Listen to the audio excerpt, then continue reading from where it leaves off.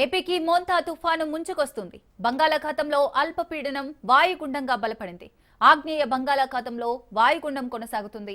ఇది అండమాన్ నికోబార్ దీవులకు 510 కిలోమీటర్లు, చెన్నైకి 890 కిలోమీటర్లు, విశాఖపట్నానికి 920, అలాగే కాకినాడకు 920, ఒడిశాకు 1000 కిలోమీటర్ల దూరంలో కేంద్రీకృతమై ఉందని వాతావరణ శాఖ తెలిపింది.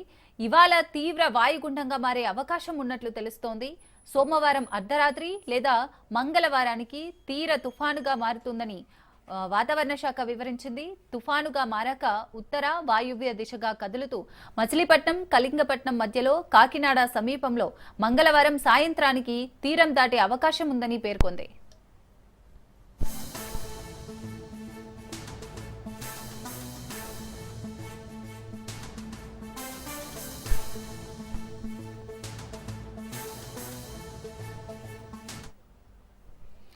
మోంతా కారణంగా ఏపీలో పలు ప్రాంతాల్లో విస్తారంగా వర్షాలు కురిసే అవకాశం ఉంది.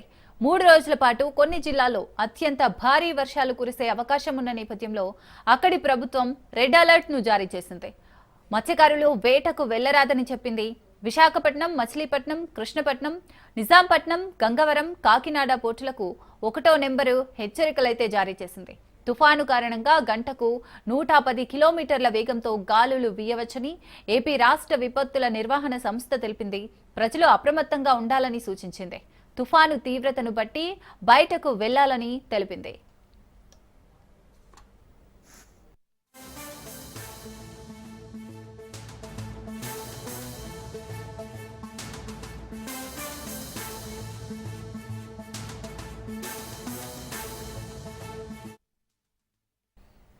ఇక తుఫాను కారణంగా ఏపీలోని తీర ప్రాంత జిల్లాల్లో ఉన్న విద్యా సంస్థలకు 28, 29 తేదీల్లో సెలవు ప్రకటించాలని వాతావరణ శాఖ అధికారులు విద్యాశాఖ అధికారులను సూచించారు. దూర ప్రాంతాలకు వెళ్లేవారు ప్రయాణాలు వాయిదా వేసుకోవాలని పేర్కొన్నారు. భారీ వర్షాలు కురిసే అవకాశం ఉండడంతో మచిలీపట్నం, దివిసీమ, విజయవాడ, గుంటూరు, ఏలూరు, గోదావరి జిల్లా ప్రజలు అప్రమత్తంగా ఉండాలని అధికారులు కోరారు. రైతులు వ్యవసాయ పనుల్లో జాగ్రత్తలు తీసుకోవాలని, పంటలను రక్షించే చర్యలు ముందుగానే తీసుకోవాలని అధికారులు సూచించారు. లోతట్టు ప్రాంతాల ప్రజలు అప్రమత్తంగా ఉండాలని, తుఫాను సమయంలో అత్యవసరం అయితే తప్ప బయటకు రావద్దని అధికారులు హెచ్చరించారు.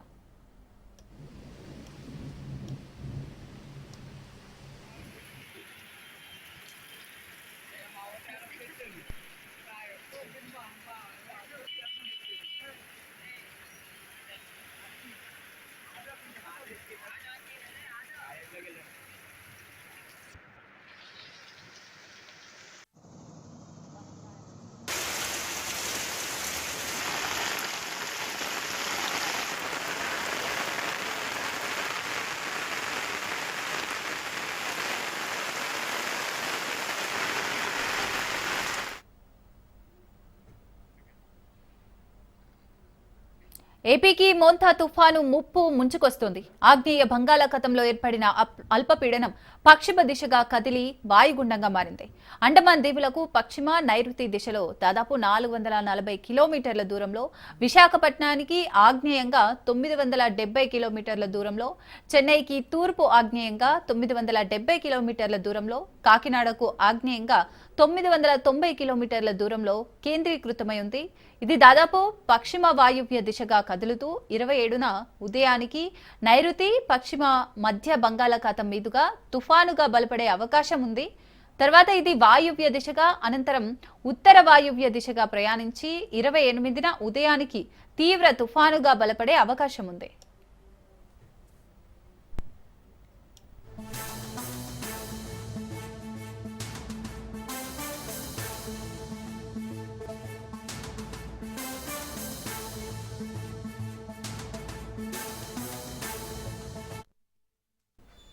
ఉత్తర వాయువ్య దిశగా కదులుతూ 28 సాయంత్రానికి కాకినాడ వద్ద తీరాన్ని దాటే అవకాశం ఉంది. ఈ తీవ్ర తుఫాను తీరం దాటే సమయంలో స్థిరమైన ఈదురు గాలులు గంటకు 90 నుంచి 110 కిలోమీటర్ల వేగంతో వీచే అవకాశం ఉందని అమరావతి వాతావరణ కేంద్రం అధికారులు అయితే తెలిపారు. ఉత్తర కోస్తా, దక్షిణ కోస్తా, రాయలసీమ, యానాంలో తేలికపాటి నుంచి మోస్తారు వర్షాలు లేదా ఉరుములతో కూడిన జల్లులు అనేక చోట్ల కురిసే అవకాశం ఉంది.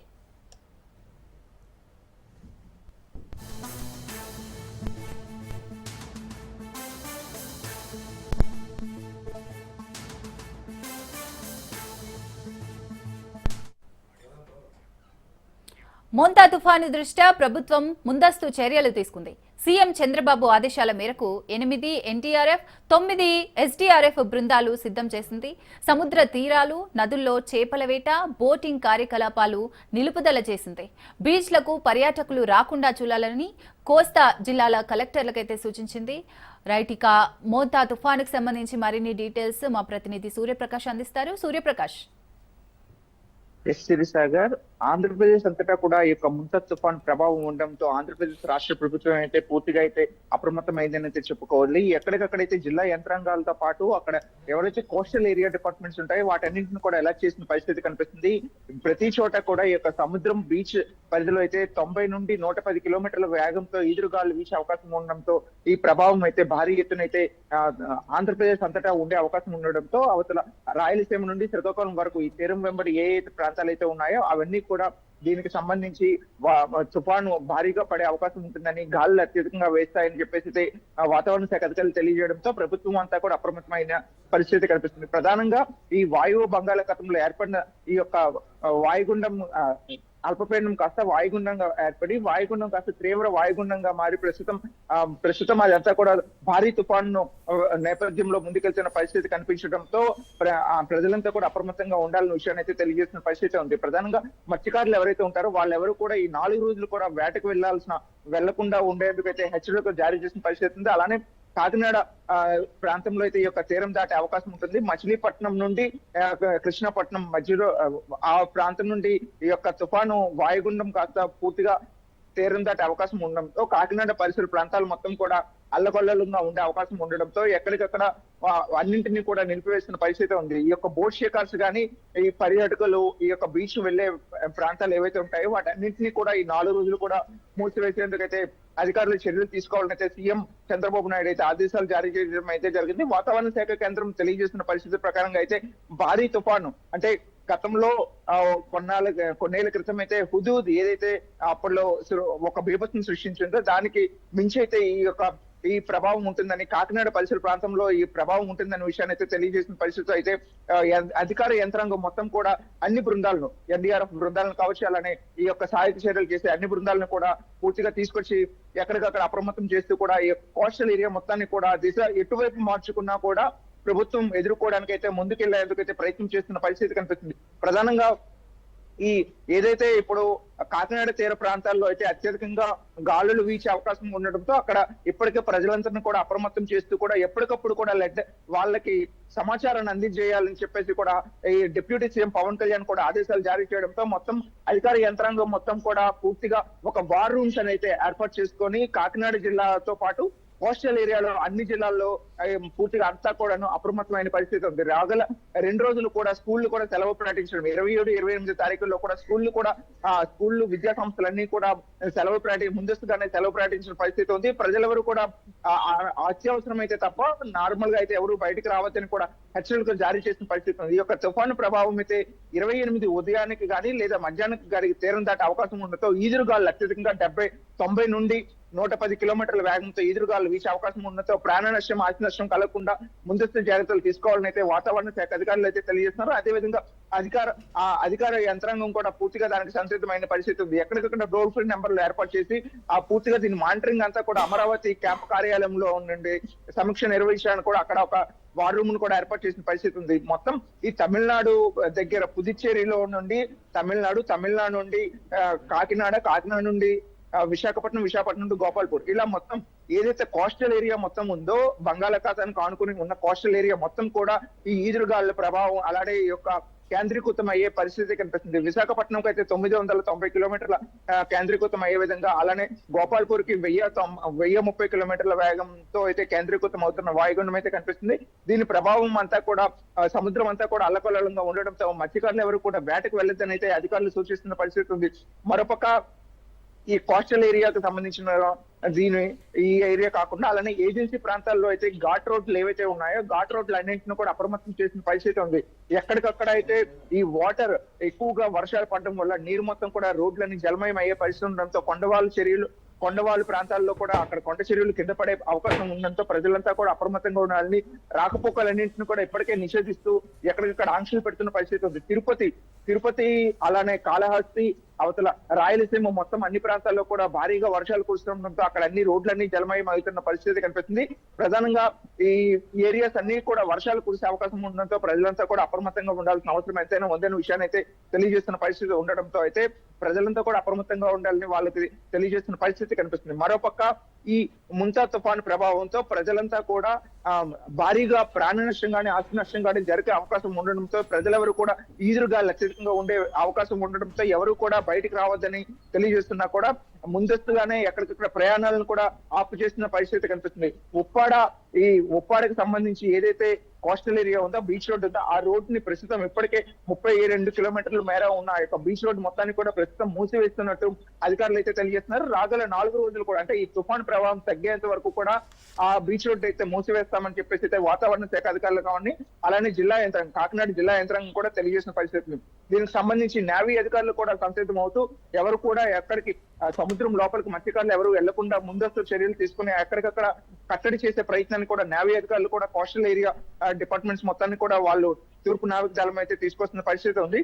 మరోపక్క ఈ మెరైన్స్ కు సంబంధించి ఎవరైతే ఉంటారో ఈ అక్కడ మొత్తం అంతా కూడా మెరైన్ ప్రాతిపదికన అయితే అధికారులంతా కూడా అక్కడ ఆ ప్రాంతంలో ఎవరు రాకుండా ముందస్తుగా అయితే పర్యాటకులను అడ్డుకునే ప్రయత్నాన్ని కూడా చేస్తూ వాళ్ళ సురక్షితను అందించేందుకైతే ఇక్కడ అధికారులు అయితే ముందుకు తీసుకెళ్తున్న పరిస్థితి ఉంది. మరోపక్క అయితే జిల్లా యంత్రాంగం ప్రజలందరినీ అప్రమత్తం చేస్తూ ఎవరైతే లోతట్టు ప్రాంతాల్లో ఉంటారో వాళ్ళందరినీ కూడా సురక్షిత ప్రాంతాలకు తరలిస్తున్న పరిస్థితి కనిపిస్తుంది. కొండవాళ్ళ ప్రాంతంలో ఉన్న వాళ్ళందరినీ కూడా పక్కకు తీసుకెళ్లేందుకు అయితే ప్రయత్నం చేస్తున్నారు.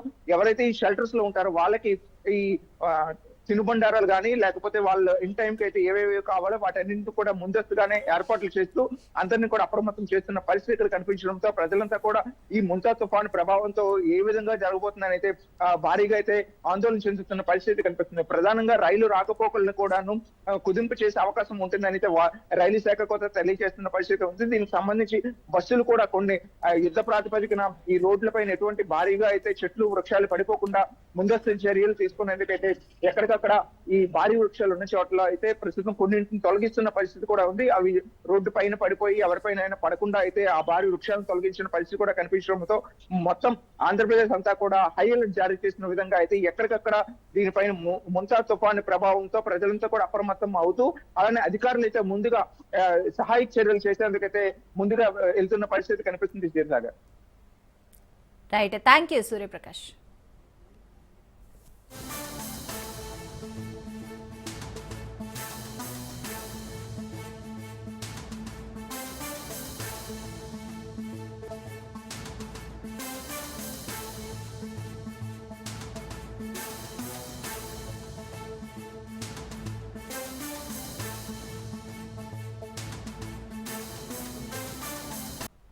రైట్, ఏపీపై మోంతా తుఫాను విరుచుకుపడనుంది. తీవ్ర తుఫాను హెచ్చరికల నేపథ్యంలో వాతావరణ శాఖ రెడ్ అలర్ట్ అయితే జారీ చేసింది. ఈ నేపథ్యంలో కృష్ణా జిల్లా కలెక్టర్ డీకే బాలాజీ అధికార యంత్రాంగాన్ని అప్రమత్తం చేశారు. అన్ని శాఖల అధికారులతో సమావేశమై పలు ఆదేశాలు జారీ చేశారు. ప్రాణ ఆస్తి నష్టం లేకుండా చూడాలన్నారు. ఇప్పటికే మంగిలనపూడి, హంసల వీధి బీచ్లను అధికారులు మూసివేశారు. బీచ్లోకి పర్యాటకులు వెళ్లకుండా చెక్పోస్టులను ఏర్పాటు చేశారు.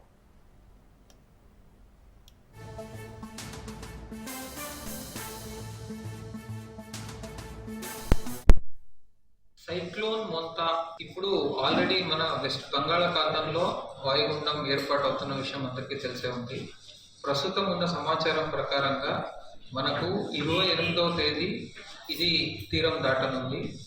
దానివల్ల మనకు 27, 28, 29 3 రోజులు కూడా కృష్ణా జిల్లాలో ఎక్స్ట్రీమ్లీ హెవీ రెయిన్ఫాల్ ఉండబోతుంది. ఇది సైక్లోన్ కనుక రెయిన్ఫాల్తో పాటు మనకు దాదాపు 90 to 110 km/h గాలులు కూడా ఉంటాయి. దీనికి సంబంధించి జిల్లాలో ఎటువంటి ప్రాణ నష్టం కానీ లేదా అనిమల్ లాస్ కానీ జరగకుండా ఉండడానికి అన్ని ప్రణాళికలు సిద్ధం చేసుకున్నాము. అన్ని డిపార్ట్మెంట్స్ కూడా అలర్ట్ చేయడం జరిగింది. అంతేకాకుండా ఒక్కసారి సైక్లోన్ తుఫాన్ ఎండ్ అయిన తర్వాత మళ్ళీ వెంటనే లైఫ్ని నార్మాల్సీకి తీసుకొని వచ్చేదానికి మనము చెట్లు పడిపోయి ఉంటే చెట్లు రోడ్ క్లియర్ చేసేదానికి, ఎలక్ట్రిక్ పోల్స్ పడిపోయినప్పుడు ఎలక్ట్రిసిటీని రిస్టోర్ చేసేదానికి అన్ని దానికి కూడా మనం ప్రిపరేషన్ చేస్తున్నాము. ప్రజలందరికీ నా విజ్ఞప్తి, మళ్ళీ 3 days కనుక ఎక్స్ట్రీమ్లీ హెవీ రెయిన్ఫాల్ ఉంది కనుక అన్ని schools, colleges, ITIs, degree colleges, అన్ని ఎడ్యుకేషనల్ ఇన్స్టిట్యూషన్స్ కి కూడా హాలిడేస్ డిక్లేర్ చేయడం జరుగుతుంది. అంతేకాకుండా హాస్టల్స్ లో ఉన్న పిల్లలను కూడా ఇంటికి పంపిస్తున్నాము. యాక్చువల్లీ వాళ్ళ సేఫ్ కోర్స్.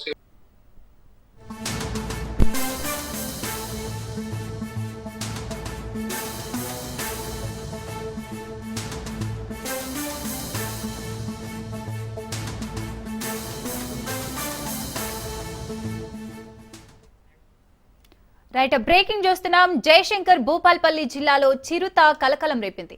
మహముత్తారం మండలం పర్లపల్లి శివారులో గొర్రెల మందపై దాడి చేసింది.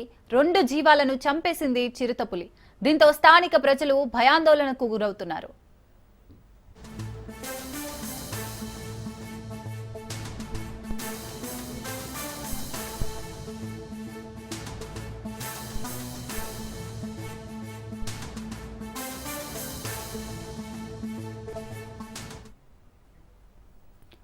జయశంకర్ భూపాల్పల్లి జిల్లాలో చిరుత కలకలం రేపింది. మహముత్తారం మండలం పర్లపల్లి శివారులో గొర్రెల మందపై దాడి చేసింది. 2 జీవాలను చంపేసింది చిరుతపులి. దీంతో స్థానిక ప్రజలు భయాందోళనకు గురవుతున్నారు. రైట్, ఇక చిరుత సంచారానికి సంబంధించి మరిన్ని డీటెయిల్స్ చంద్రశేఖర్ అందిస్తారు. చంద్రశేఖర్.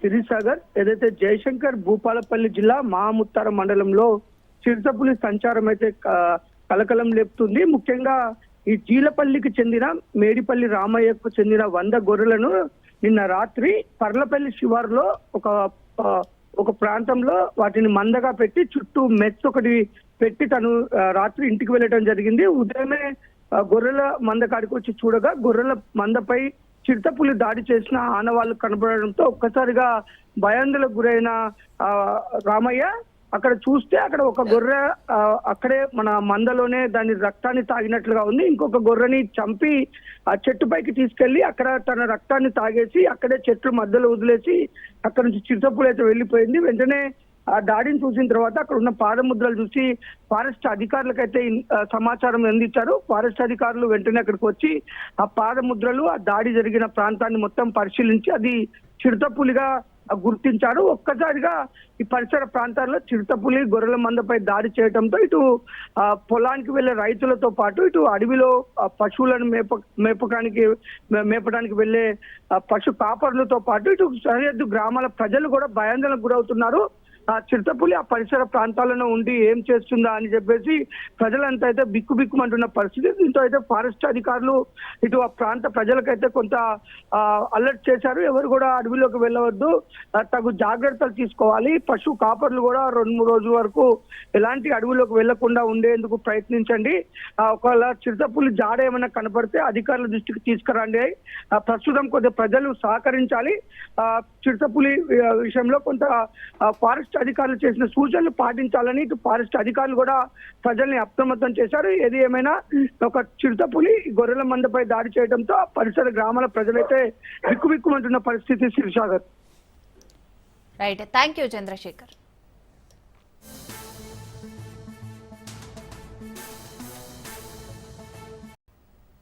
కాంగ్రెస్ జిల్లా కమిటీ అధ్యక్షుల ఎంపిక ప్రక్రియ తుది దశకు చేరుకుంది. రాష్ట్ర ముఖ్య నేతలతో భేటీ అనంతరం సామాజిక న్యాయం ప్రకారం సమర్థులైన వారికి డీసీసీ బాధ్యతలు అప్పగించాలని అధిష్టానం నిర్ణయించింది. నిన్న ఢిల్లీలోని పార్టీ హెడ్ ఆఫీస్ ఇందిరా భవన్లో CM Revanth Reddy, deputy CM Bhatti Vikramarka, PCC chief Mahesh Kumar గౌడ్తో party national general secretary KC Venugopal సమావేశమయ్యారు.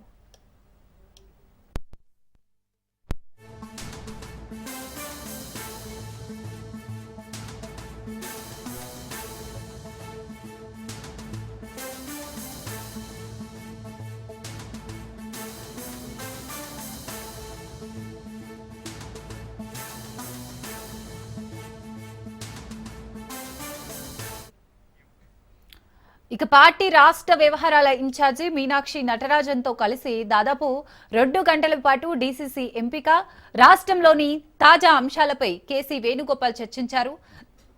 తొలుత సీఎంతో వేణుగోపాల్ భేటీ అయ్యారు.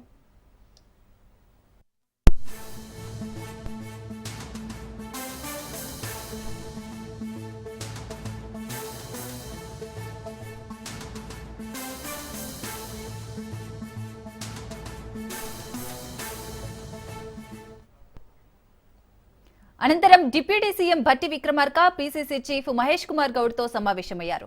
రాష్ట్ర స్థాయిలో పార్టీ బలోపేతం, సంఘటన్ సృజన్ అభియాన్ పురోగతి, జిల్లా స్థాయి నాయకత్వ మార్పులపై విశ్లేషాత్మక చర్యలు జరిపారు. ప్రధానంగా రాష్ట్రంలో మొత్తం 35 డీసీసీలకు 4 కార్పొరేషన్లకు అధ్యక్షులను ఎంపిక చేయాల్సి ఉంది. ఇందుకోసం దాదాపు నెల నుంచి కసరత్తు సాగుతోంది.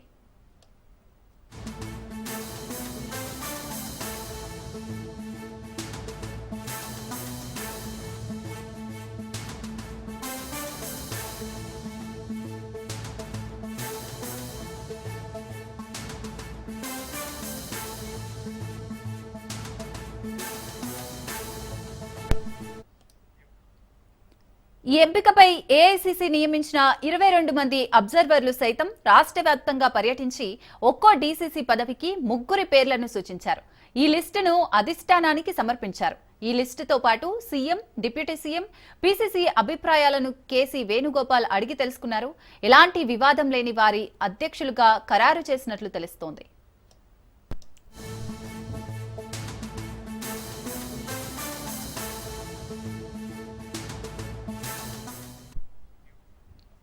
ఇక పార్టీ అగ్రనేత రాహుల్ గాంధీ ఆలోచన మేరకు డీసీసీ నియామకాల్లోనూ సామాజిక న్యాయం పాటించనున్నారు. ఈ నేపథ్యంలో అధిష్టానం ఒక్కో వర్గానికి ఒక్కో నేత చొప్పున పేర్లను పరిశీలించనున్నట్లు సమాచారం.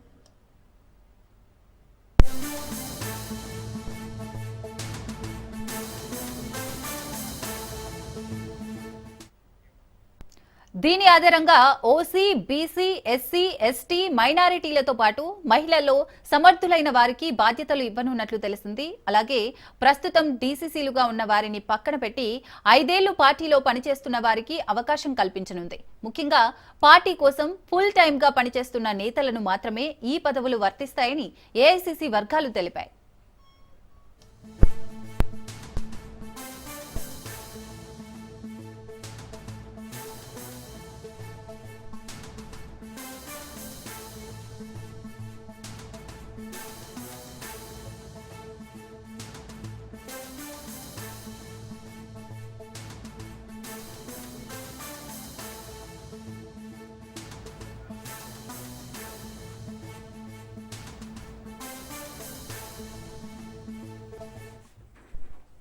ఆప్త మిత్రుడు అదానీని, అప్పుల్లో ఉన్న ఆయన కంపెనీలను ఆర్థికంగా కాపాడేందుకు సామాన్యుల సొమ్మును రిస్కులో పెట్టడానికి మోడీ ప్రభుత్వం సిద్ధపడిందా? అవినీతి ఆరోపణలను ఎదుర్కొంటున్న అదానీ కంపెనీలకు రుణాలు ఇచ్చేందుకు విదేశీ బ్యాంకులు ముందుకు రాకపోవడంతో ప్రభుత్వ రంగ బీమా దిగ్గజం ఎల్ఐసిని బలిపెట్టాలనుకుంటోందా? సామాన్యులు దాచుకున్న డబ్బులను దుర్వినియోగం చేయాలనుకుందా? అదానీ కంపెనీలో పెట్టుబడులు పెట్టాలని ఎల్ఐసిపై ఆర్థిక శాఖ అధికారులు ఒత్తిళ్లు తీసుకొచ్చినట్లు అమెరికాకు చెందిన ప్రఖ్యాత దినపత్రిక ది వాషింగ్టన్ పోస్ట్ తాజా కథనంలో వెల్లడించడం ఈ అనుమానాలకు బలాన్ని చేకూరుస్తోంది. అదానీ గ్రూప్ కంపెనీలో పెట్టుబడులు పెట్టాలంటూ కేంద్ర ఆర్థిక శాఖకు చెందిన కొందరు ఉన్నతాధికారులు ఎల్ఐసిపై ఒత్తిళ్లు తీసుకొచ్చినట్లు పేర్కొంది.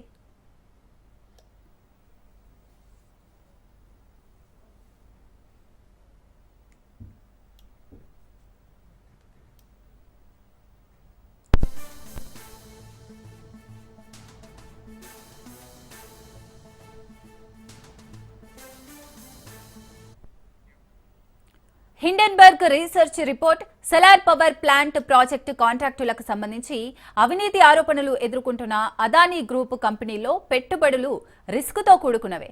ఈ విషయం తెలిసినప్పటికీ కేంద్ర ప్రభుత్వ అధికారులు పెట్టుబడులపై ముందుకే వెళ్లినట్లు తెలిపింది. ఈ క్రమంలోనే ఎల్ఐసి నుంచి దాదాపు $390 కోట్ల నిధులను అదానీ గ్రూప్లో పెట్టుబడులుగా పెట్టాలన్న ప్రతిపాదనలకు గత మేలో కేంద్ర ఆర్థిక శాఖ హడావిడిగా ఆమోదం తెలిపినట్లు వెల్లడైంది.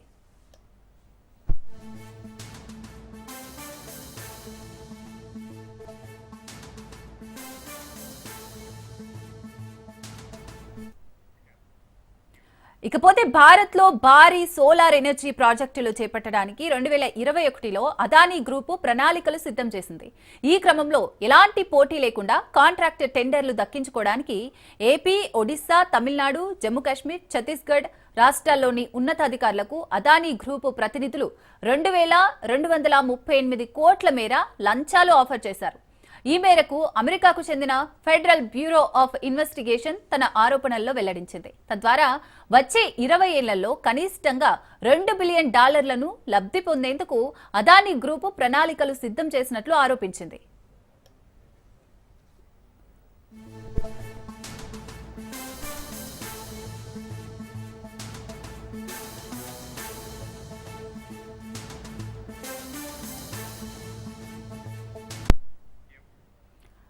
ఈ మొత్తం లంచం సొమ్మును సేకరించడానికి అమెరికాలోని బ్యాంకులు పెట్టుబడిదారులకు తప్పుడు సమాచారం ఇచ్చి మోసపుచ్చే ప్రయత్నాలు చేసినట్లు తెలిపింది.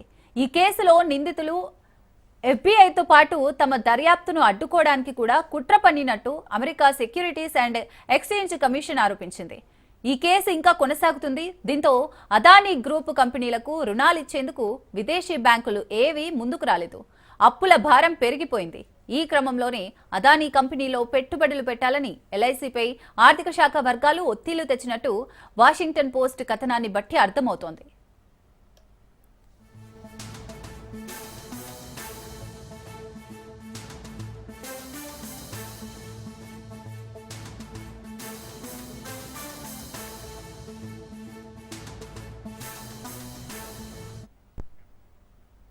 ఇక అదానీ గ్రూపు బకాయి పడ్డ రుణాలను డాలర్ల రూపంలో చెల్లించాల్సిన అవసరం ఏర్పడిందని, ఈ క్రమంలోనే ఎల్ఐసిపై ఒత్తిళ్లు వచ్చాయని వాషింగ్టన్ పోస్ట్ తన కథనంలో వెల్లడించింది. ఇదిలా ఉండగా ఈ ఏడాది మే నెలలో గౌతమ్ అదానీకి చెందిన Adani ports and special economic zone 5,000 కోట్లకు పైగా విలువైన నాన్ కన్వర్టబుల్ డిబెంచర్లను జారీ చేసింది. వాటిని ఎల్ఐసి పూర్తిగా సబ్స్క్రైబ్ చేయడం అప్పట్లో సంచలనంగా మారింది.